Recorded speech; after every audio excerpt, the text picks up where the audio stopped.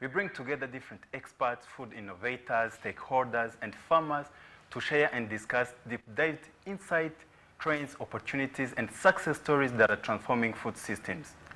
My name is Tresor Gashonga, and I'm your host. Today we are going to discuss about one of the government's initiative of increasing farming land to boost crop productivity. And today on the panel, we are joined by amazing experts coming from different institutions and companies to share their expertise on this topic. Without further ado, let's welcome our guests. We have Leonce Ngaboyacyema, the Managing Director of Tubura, the farmer-facing brand of One Acre Fund, an agricultural service provider that maximizes their impact by supporting over 800,000 farmers across all districts of Rwanda through its impactful services channels. Welcome on the show. Thank you for having me. Yeah. We also have Dr. Florence Uwamahoro, Deputy Director General in charge of agricultural development at LAB, working to enhance agricultural and animal resources through research and extension to improve productivity and quality. Thank you. Thank you for coming. Yeah, welcome. We also have an amazing entrepreneur, Dr. Bayingana Alphonse, the Managing Director of Inecos Limited, a company that supplies green fodder and mechanized farming equipment. Thank you for coming. Thank you for having me. Very recently, on August 23rd, Rwanda's cabinet, chaired by His Excellency President Paul Kagame, approved the second national strategy for transformation, known as NST2. Built on the success of NST1, the NST2 top priority as of now is, the first priority is modernizing agriculture, and agriculture, as we know, remains at the backbone of Rwanda's economy, and then NST2 aim to modernize this sector to achieve over 6% annual growth, and the strategy focuses on making agriculture more market-oriented and sustainable by increasing productivity over 50%. Dr. Florence, what is the government's long-term vision for increasing farming land, and how do you see it transforming the agricultural landscape in Rwanda? Thank you so much. You know, the population of Rwanda is increasing. The recent census have demonstrated that we have more than 13 million people, and the projection of the population is 22 million by 2050. And with the increasing population, it requires more effort on how we are feeding. We are envisaging the efforts to feed the growing population, and that comes with, of course, the land, the availability of land for crop production, for animal livestock, for livestock production, among others. The government's efforts mostly is through the land use development master plan. The agricultural land protection is one of the key aspects, and about 47% of the land will be for agriculture, and is expected to be for agriculture. And the first effort is just to protect that land. With the growing population, we need land for building houses, for development activities. So there is a need to make sure that the land that is available for agriculture now remains there, and then we improve the effort to increase the effort to increase productivity. In the recent, we had a meeting with the local government and all the agriculture sector actors, from the Ministry of Agriculture, from LAB, from the local government or the agronomists until the sector level. This meeting took place, the workshop took place in August last year, when we were preparing for the season 2024 and one of the resolution from that workshop was to make sure that we optimize the agricultural land use, but also put efforts to expand the area through the unutilized land. For example, you own a land, but you are not using it for now. Maybe you plan to use it for in the next few years, so it can be used for agriculture either by the owner or maybe another person that can rent the land or borrow the land from the owner, to make sure that we are producing more than what we are producing the land that was available. So these efforts have really contributed to the productivity that we've experienced in that season, and that also set the showed that it's possible to increase productivity with increasing the land. At the same time, there is also the ministerial guidelines on the use of zero grazing land in the Eastern Province, Nyagatare, Gatsibo, Kayonza, and Kirehe district, where there are bigger grazing lands. And now the new policy, the policy before was like 70% of the land is for livestock, and 30% was for agriculture. So now from that meeting and the new guidelines, the 70% is for agriculture and 30% is for livestock, where we promote the agriculture that, of course, the growing crops that are supporting or supplementing the livestock production, including only 3 crops are allowed in the area, growing maize, soybean and beans, because they are byproducts are contributing to livestock feeding. So it's like killing two birds with one stone. So yeah, I think those are two efforts that have been in place, but there are also other efforts including like exploring those available land that are underutilized or unutilized, to be able to explore how we can optimize their utilization so that we increase productivity. Thank you. Okay, thank you very much for that. Dr. Bayingana, how can mechanized farming solution help farmers maximize productivity on the newly expanded land, and what innovations are you seeing in this space? Okay, thank you. As Dr. Florence said, once we increase the land, obviously we need also to mechanize. There's no way we are going to maximize or increase production when we have increased land without mechanizing. So we're going to need definitely modern technology to be able to maximize the production. So we have that. This is nothing new, because land consolidation has been happening in many other places for years, and you have seen that mechanization also comes into place when you consolidate or increase land. And you have, for instance, this the new technologies that are being used. Smart irrigation, for instance, that we need here is easy to use when you have got bigger land, because when you have got these small scale farmers, it becomes also a challenge to irrigate, to put into place the systems, also to use modern technologies like even tractors themselves, because nowadays we have got these tractors with GPS which can even do the work themselves. They know how to, and all that can be used when you have enough land to work on. Obviously, there's irrigation, there's harvesting, which is a challenge as well, because what we have been doing here now, like in Rwanda, we are not using really the combined harvesting for harvesters, for instance, because we have got small farmers with small lands. So with the consolidation of the land, definitely we are going also to utilize modern technologies. All these equipment that we are talking about, irrigation system like drip irrigation, and all that, we are going to use drones, for instance, for analyzing soils and irrigation where we need to put water. This is going also to save resources, definitely. And so it goes hand in hand, mechanization and the land consolidation.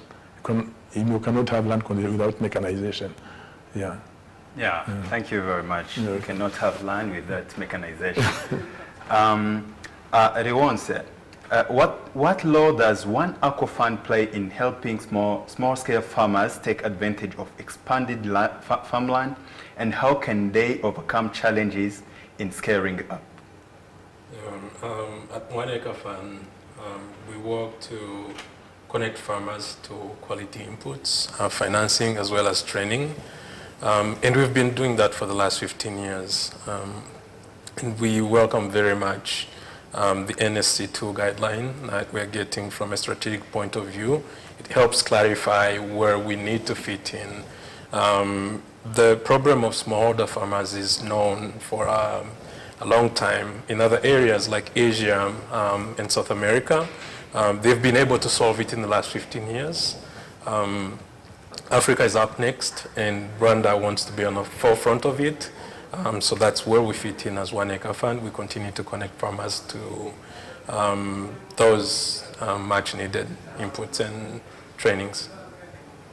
All right, thank you very much. Coming back to you, Dr. Florence, what are the economic benefits of expanding farming land, particularly in local areas, and how can they be maximized? Thank you so much. Having a land available, it's not enough to have food, you know. Now the effort to explore, to expand, to optimize the use of the land, starting from the choice of the crop. Which crop is suitable in the area? What are the inputs needed in the area, in the area they are growing crops?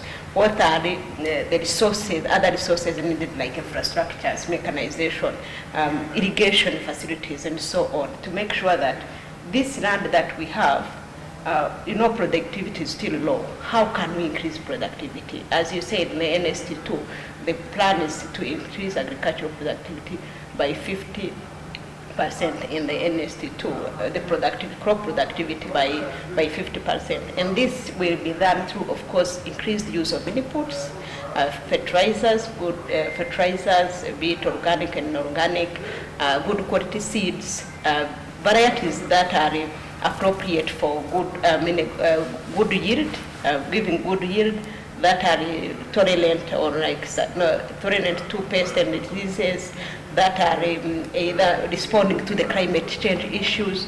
Those are the things that can help to optimize the productivity on the land. This will also, of course, the economic benefit will be on the income to the farmers. Once the productivity increases, then the return on the farmers will also increases, and then the livelihood will change. And this also will allow to explore the opportunity for expanding areas for example, export crops like vegetables, fruits that can be exported outside Rwanda, and then we gain economic, income that comes from the export. This also goes again with other efforts in agri-finance, access to agri-finance, of course. Once the farmers have access to loans that are affordable, access to insurance, those are the facilities that helps the farmers to increase productivity, and in return we increase food production and food security for the country. All right, thank you very much.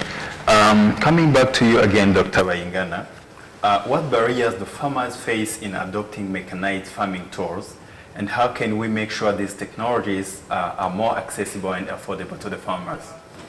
Yeah, thank you. I think the first challenge, I believe, must be money, resources, because equipment costs. These machines, they cost a lot of money, so the high cost of equipment is a challenge. But I think we have in place systems of financing also farmers. Government have been doing it with grants. There are subsidies. Their banks also have got some program of financing also equipment. So it's a challenge, but there are solutions are available, because this is only happening everywhere. So we know how to also to deal with that. Government is has put for Inecos, for instance, we have been supplying equipment, but government has been really helping farmers to get those equipment that we have been supplying. So with land consolidation, they're going to need even bigger equipment, more modern equipment. So financing is going to be crucial as well at that time. But we believe that government programs and efforts from financing institutions are going to tap in and help also overcome those issues. That's this one issue. The other issue is the skills, technical skills, because we bring in equipment, you need people to know how to use it.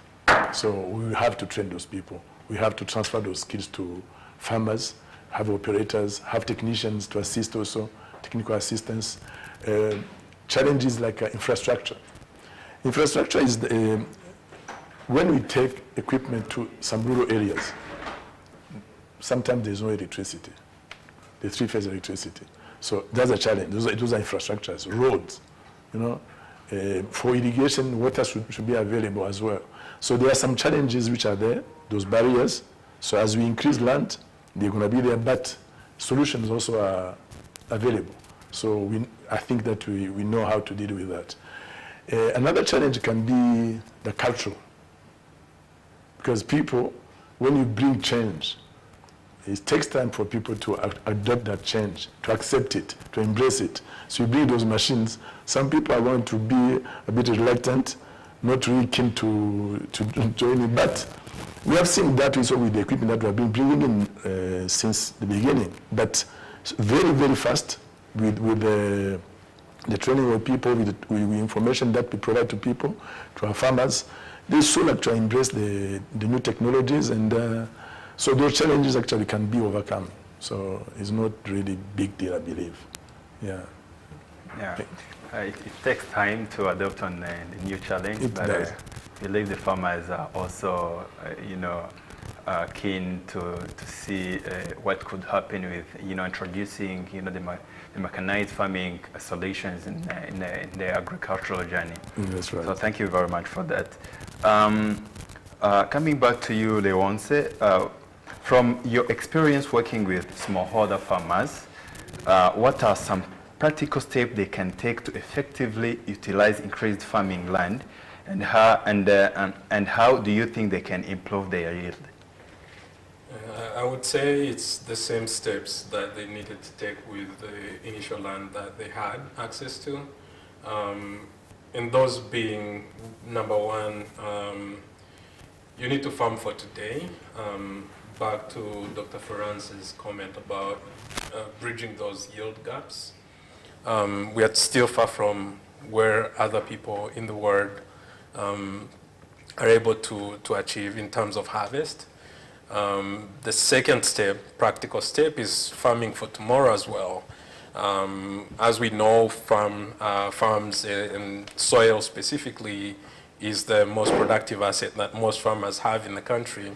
And making sure that you keep it healthy is a really important step towards producing for the future. That includes interventions by the government and private sector partners to use travertine to reduce soil acidity, erosion control, pest and diseases management, rotation of crops, and so on. You have to make sure that your soil is at its peak every season so that you're able to get those maximum harvests that we can get out of it. That's how we bridge the yield gaps, and that's how we take advantage of the increased farming land. Yeah. Thank you very much. Dr. Florence, how will the government ensure equitable access to this new land for small-scale farmers, particularly for women and youth? I think the land is owned by people, but of course I might have a land, but I'm not ready to use it now, so I can choose to lend it to, for example, Alphonse, and then he might use it for farming one season or 2 seasons, depending on our agreement that we have. In another case, you might have your land, but you are not able to use it now, and then the government, local government, like districts, sector authorities, they can arrange or help in a mobilization of course, the owner of the land and the people who are ready to use the land for seasonal crops. And then you have that agreement to use the land for the season, of course, free of charge or at a different fee that you agree upon. And then through the agreement you have, you can use the land, someone else's land, according to that agreement, or maybe the understanding of the need to feed the people of Rwanda or to increase agricultural productivity. So it's upon agreement, And of course, the local government and the owners of the land, the people are willing to use the land in consensus. Yeah. So I'm wondering, what happens if the owner of the land be like, no, I don't want to lease my land? What will happen for that case? And still the land should be used for farming? We do a campaign, a mobilization campaign. And for as of now, the local government is in charge of making sure that there is given a consensus between the two parties so that the land can be used. And it is strict that the person who is going to use the land grow seasonal crops. You are not growing like long-term like avocado, long-term crops like avocado or bananas that can take a long time, but instead you grow like beans, soybeans, maize, those crops that are short cycle. Just make sure that when the owner of the land need it, then it's available. Yeah. Thank you very much. Coming back to you again, Dr. Bayingana, what role do you think private sector partnerships can play in supporting this government's initiative to expand farming land and improve overall agricultural productivity? Thank you. Obviously, government cannot do everything on its own. There must be also participation of private sector. And this has been happening already. We have got farmers organizing cooperative, for instance, because when we get this equipment, sometimes you have cooperatives, they put together, because they have to contribute in purchasing of those equipment. So that's the participation of farmers. We have institutions, like a financial institution, insurances, because nowadays the insurance is also in, banks are in a low rate interest, for instance. That's a participation also of private sector.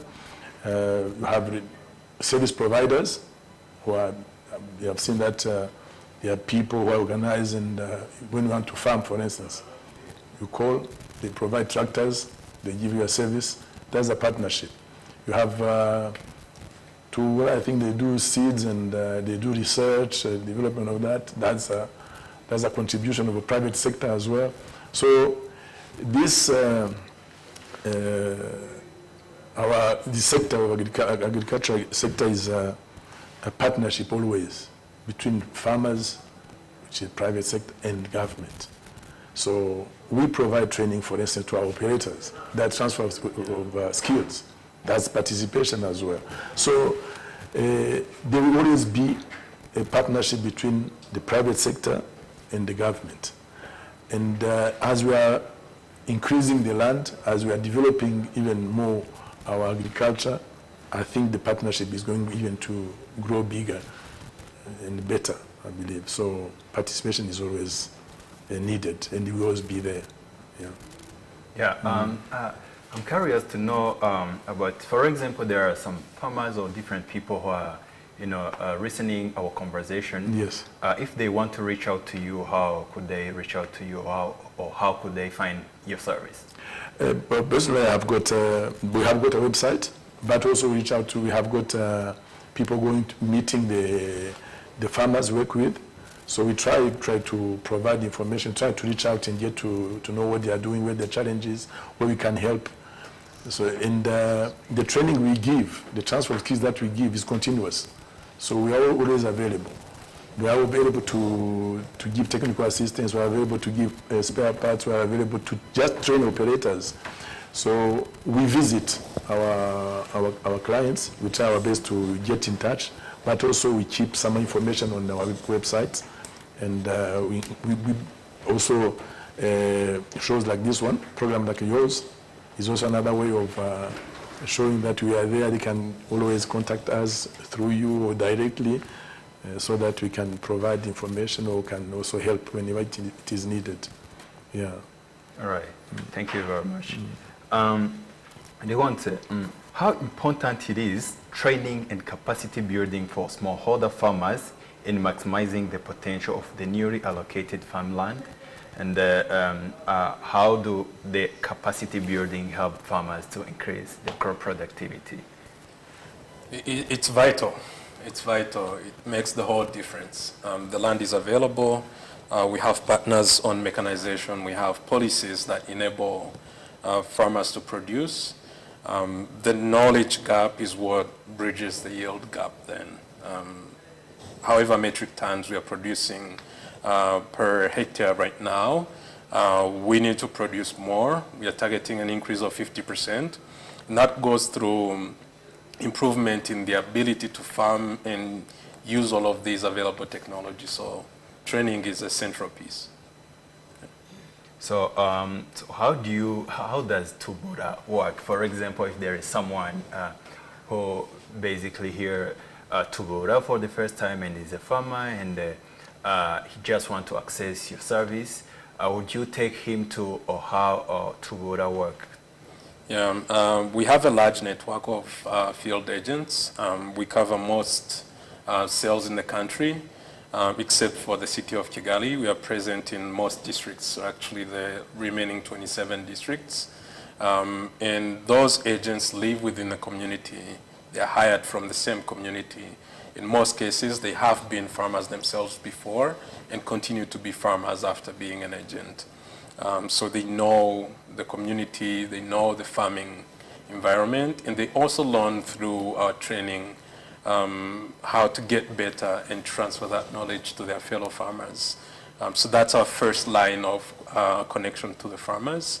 But we also have several other initiatives that farmers can reach us through. We have a hotline that is on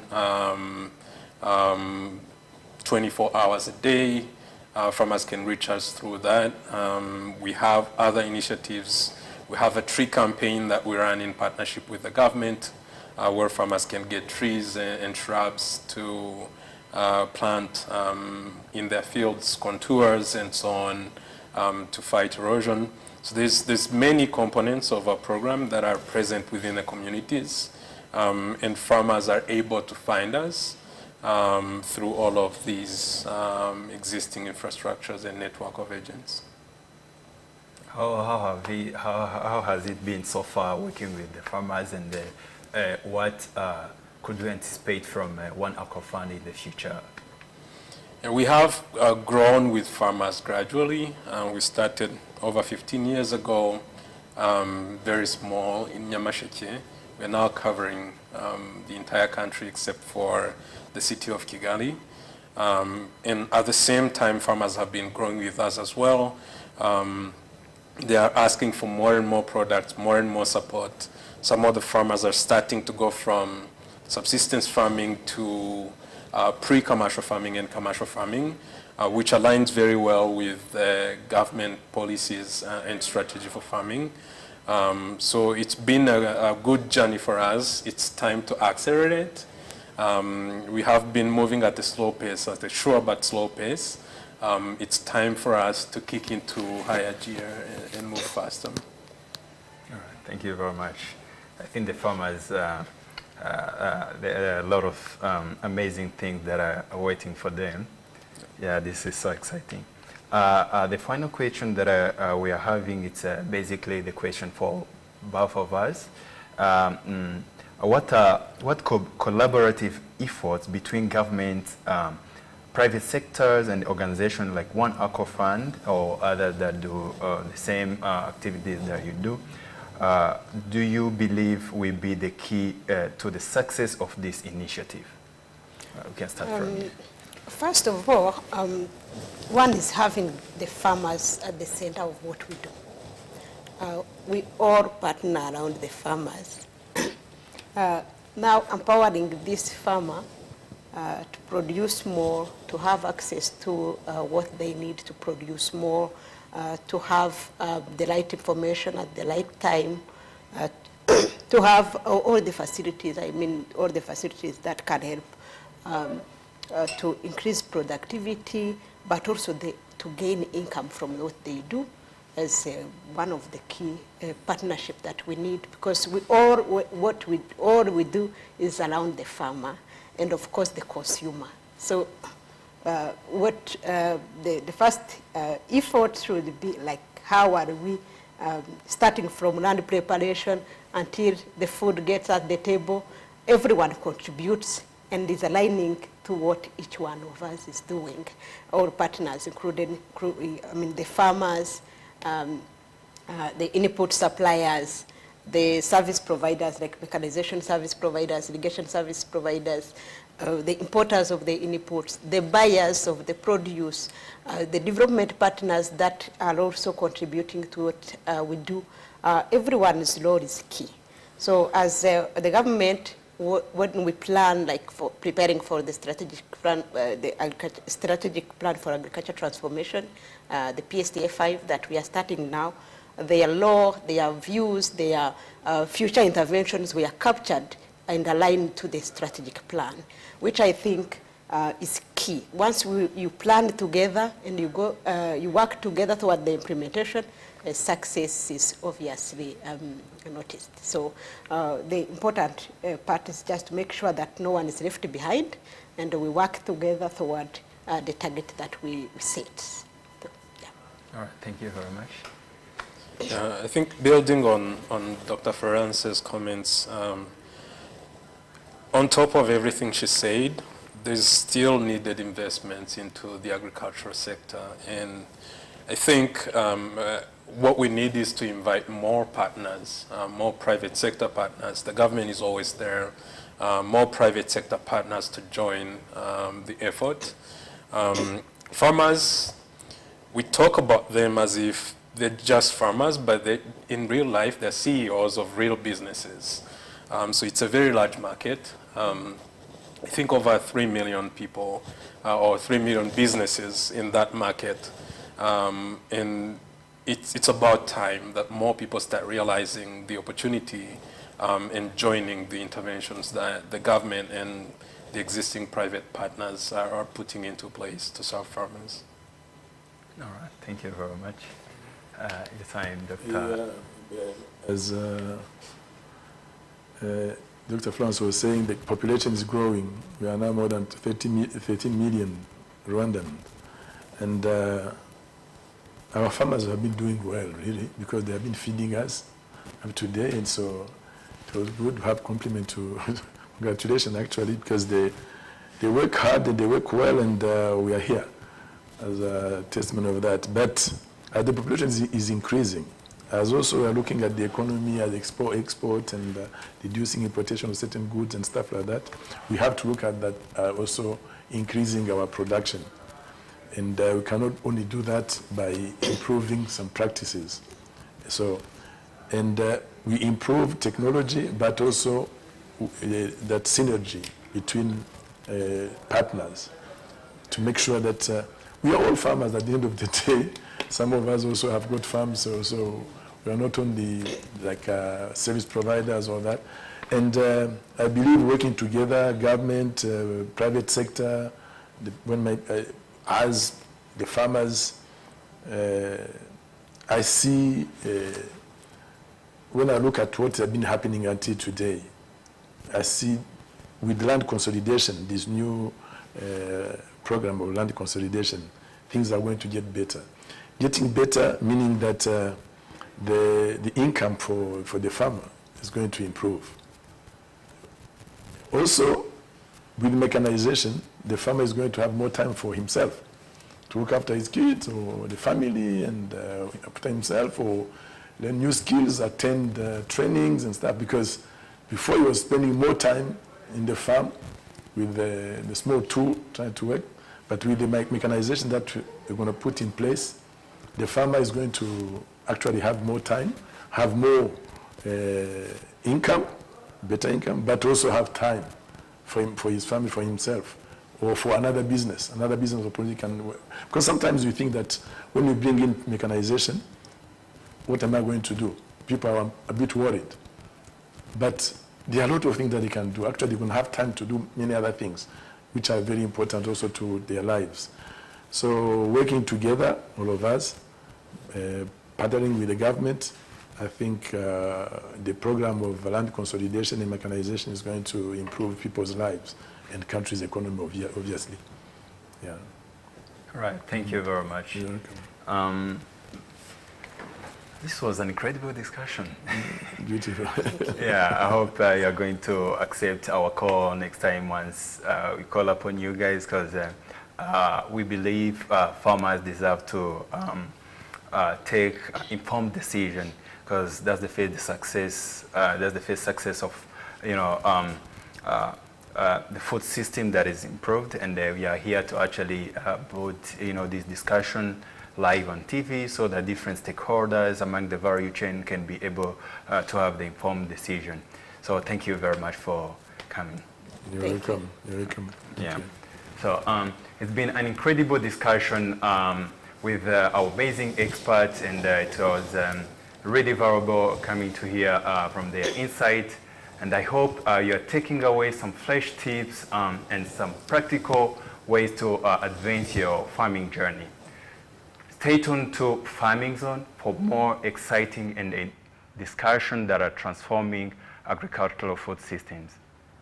Stay tuned.